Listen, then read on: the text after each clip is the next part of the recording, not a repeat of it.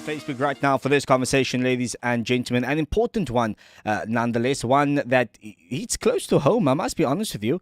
One that is very, very heavy on my heart and should be on yours as well, especially if you're living in the Western Cape. Now, we live in the best province in South Africa, which at least that has been the claim that the city of Cape Town and the leading political party has been making. But at what cost? Based on what are we the best city? Because our crime rate in the province provides a very dim and a different outlook of the Western Cape. Now, recent crime stats has been released by the National Minister of Police, Becky, and the Western Cape has been highlighted in certain areas that are certainly concerning and completely unacceptable. Now, joining us live on Zoom is the Western Cape Minister of Community Safety and Police Oversight, Reagan Allen, to chat more about this concerning statistics that has been shared. Minister, good afternoon to you. Thank you for your time. Cliffy, thank you so much for bringing me into this particular difficult conversation. I must from the onset say it's very difficult to decide between your particular poem and Michaela's poem. But one thing I want to be very clear on is that I come from a foundation where I believe that I was taught that whatever you do, you must do it in love. And part of that is not to shy away from difficult conversations about children and about women being murdered in our province. We will never shy away from it. But ultimately, we would want to serve with love, but also being frank and open with residents here in our province. I can confirm, Cliffy, that in the analysis between the priority provinces in our country, which is the Western Cape, which is Gauteng, Eastern Cape, and KwaZulu-Natal, during 2019 and the end of last year, the Western Cape was actually the only province that saw a reduction in murders, whereas Gauteng and KZN saw a double-digit increase. Our analysis was actually confirmed by the Institute for Security Studies as well, but I would be the first one, Cliffy, to say that I know we have a long way to go. Well, let's get into this conversation then. Now, speaking about the statistics, which are quite worrying, of course, as I shared earlier, these stats that has been shared by the National Police Minister, Becky, that among the top 5 stations where murder was reported, 4 out of the 5, if I'm not mistaken, comes from the Western Cape, which is Mfuleni, Guguletu, Nyanga, and Khayelitsha. Now, of course, out of the top 5 in the country, 4 comes from the Western Cape. This is certainly alarming stats that we heard, that we've seen. Now, as the Western Cape's Minister of Community Safety and, of course, Police Oversight, what do you have to say about these stats that has been released? Cliffy, it was deeply distressing, considering that this particular quarter that was reported on was between October and December last year. And as the stats confirm, it was a very difficult quarter for the entire country. Here in the Western Cape, we have seen an 8.6% increase in the murder rate. It's something that we never want, considering that the preceding quarters, we actually saw a 14.1% decrease as well as a 5.5% decrease. We would never want to see an increase, considering that we are wanting to halve the murder rate by 2029. That's not to say that one accepts half of the percentage currently being murdered. I know in this particular environment, we often hear the saying that says that one murder is one murder too many. It's really not a saying. We are wanting to ensure that we can ultimately see that our women and our children and our most vulnerable are safe. And Cliffy, to zoom in on this particular quarter in terms of murders where women were victims, we saw 127 women in our province for that particular quarter for 3 months murdered. We also saw an increase in terms of child murders. And we definitely know that is not what we would want to see in our province. And in that priority stations, where we have seen severe under-resourcing from the South African Police Service, it's all the areas where we have LEAP officers. And I would be remiss not to delve into the area of Delft. That's no pun intended, Cliffy. So Delft saw an increase in April to June. It saw another increase between July and September.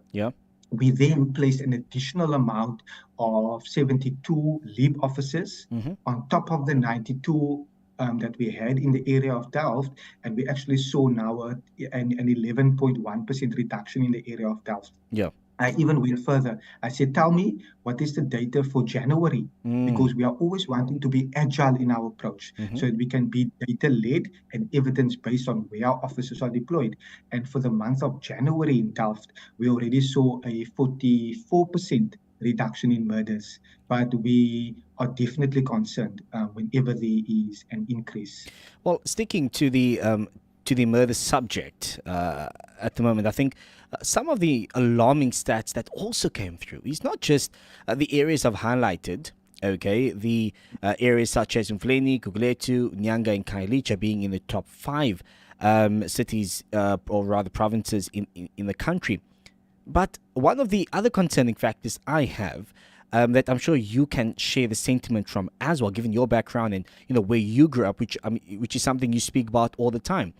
It is when it comes to gang-related murders. Now, out of 268 gang-related murders, the Western Cape is responsible for 250 of those 268 gang murders. Now, how is the police and the city planning on ensuring that kids and families can once again feel safe in their neighborhoods and that people are not dying because these stray bullets, when it comes to gang violence, also pushes up the murder rate and stats of our city? What exactly is the city and more so on your end, the police doing to ensure that these neighborhoods are safe once again? Cliffy, thank you for bringing in this particular category of murders as well. It's one where I have zoomed in on, and I can confirm that you have read data now that speaks to over 90% of gang-related murders occurring in our province. Over 90%. Yep. On average, I can confirm that figure is standing at 80% Okay. across our country. It's not what we want. 80% of all gang-related murders. There is an approach to it, and I would want to take the listeners into my confidence as well. On the first one, we have now seen where the South African Police Service have appointed a head to be the head of the anti-gang unit. That Okay. is what we welcome, considering that the head of the anti-gang unit was a colonel, and it was an acting position. We now see it at a brigadier level, which is a more senior level within the South African Police Service, because control and command in the South African Police Service is so vital. Our message to the AGU is also that each and every gang-related murder, crime, must be investigated in terms of the Prevention of Organized Crime Act. Michaela and Cliffy, what that means essentially is that we have laws in our country, and the Prevention of Organized Crime Act is a piece of legislation that can ultimately ensure that an entire gang can be brought before our courts. Because that particular piece of legislation also speaks about what is a criminal gang. So it's any persons where 3 or more persons gather, and in that gathering, they ultimately plan to commit criminal activities. So even if one person is responsible for shooting the gun, or one person is responsible for actually stabbing another person, there is what we refer to as the gang aiding and abetting that particular person to commit the crime. And in our country, we have seen 3 instances where the POCA, we refer to the Prevention of Organized Crime Act as POCA, where the POCA Act was actually utilized in order to bring an entire gang to book. And the name that reverberates in our province is the name of one of the biggest gangsters who was called Geweld. And that particular gang was brought down in terms of the POCA. So we would want to see each and every case related to gang be investigated in terms of the POCA. Because my analysis last year as well, where I requested the department to ensure that the anti-gang and that the anti-gang strategy can actually be led with evidence and with data, so that we know what we are tackling, because that's the first point. You need to understand what the environment is like in every precinct. And part of that analysis was that there was between April and September, Fluffy said there's 404 gang-related murders, 404. I then specifically requested information on the amount of innocent victims. Many here listening to me will remember Firdaus Clinsmith. Less than a month ago, she was shot in the area of Beacon Valley. Yeah. It was a stray bullet, 12 years old. She had an entire life ahead of her. Sure. And in that analysis, it can be confirmed that out of the 404, we actually saw 78 or 18.7% of those victims being innocent victims, where the investigation concluded that there was no link between the victim and the gang.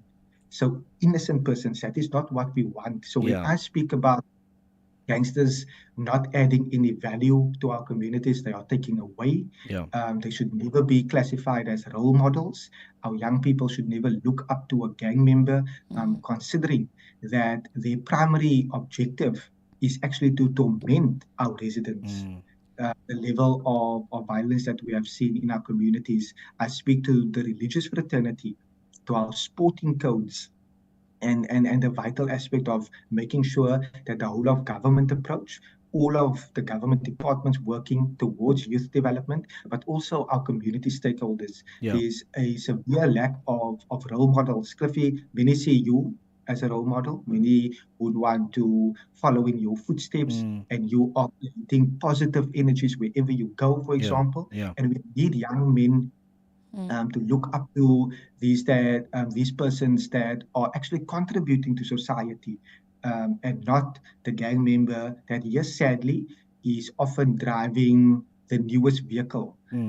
He appears to be powerful, and that he's in control, but ultimately, any person that is outside of the law and that is committing these crimes are just further tormenting and breaking the social fabric of our communities. Well, on that, Minister, as we come to a close this afternoon, I think it is safe to say that the communities within the Western Cape are tired, especially those who are tormented by gang violence. Those who, I think of the constant media around what's happening in Manenberg. I think of places like Hanover Park.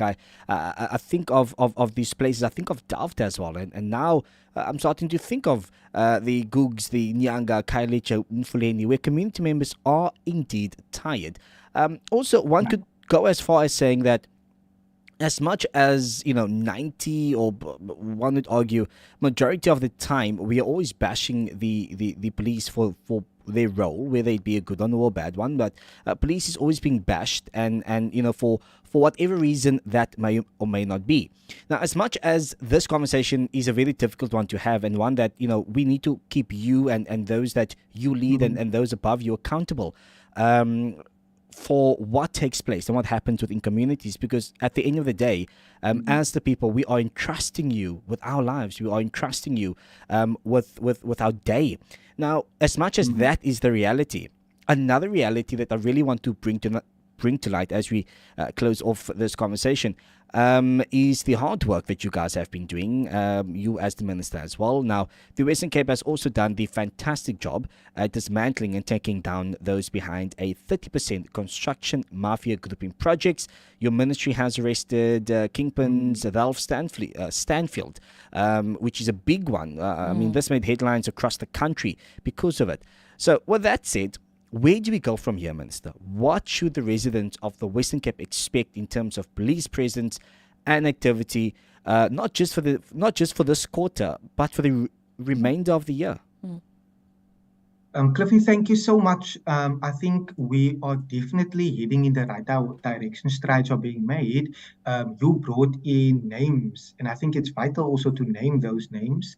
But I do know that when those particular persons were arrested, we also saw where there is now intra-gang related activities. What that means is that in one particular gang, there would be persons that would want to rise to the level of the leader, considering that either the leader has died or he is now behind bars, and that has created violence in those communities as well. We are not oblivious to it, considering that I've already activated our early warning systems last year already in working with communities. I'm so aware that no government anywhere in the world can do it alone. We need to work with community stakeholders like our neighborhood watchers, like our CPFs, to ultimately gather information, make sure that that information is operationalized so that we can also ensure that there is safety in communities. But I'm looking forward to the year of 2024, knowing that we have put in solid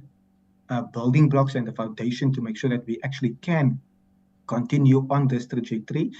It's going to take a whole lot of hard work. It is what the Western Cape government and the city is totally prepared for.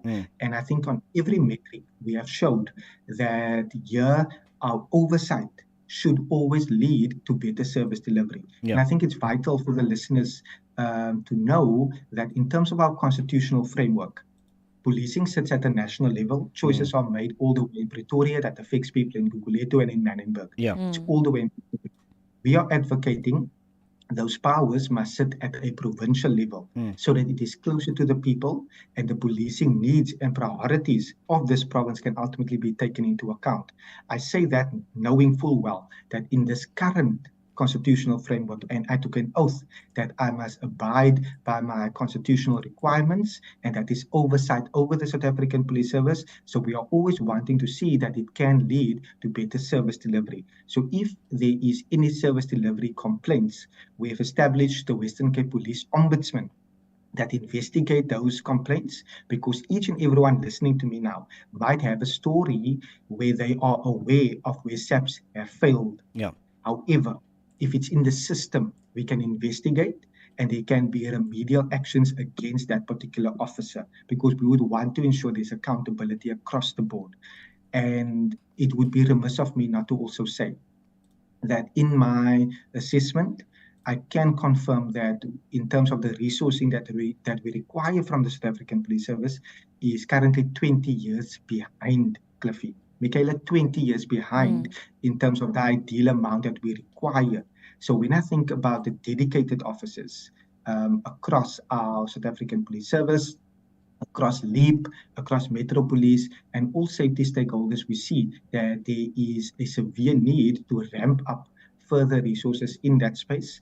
And officers at station level often working under severe circumstances and difficulties. So it's always my first point to also commend those officers for their sterling work, but also to send a strong message to any person in law enforcement that is not upholding their oath, that we will make sure that they will be held accountable the same way that we would want to be held accountable, considering that it is now 93 days, Cliffy. You always heard me say I'm counting the days since my appointment in April 2022. I'm counting until the election.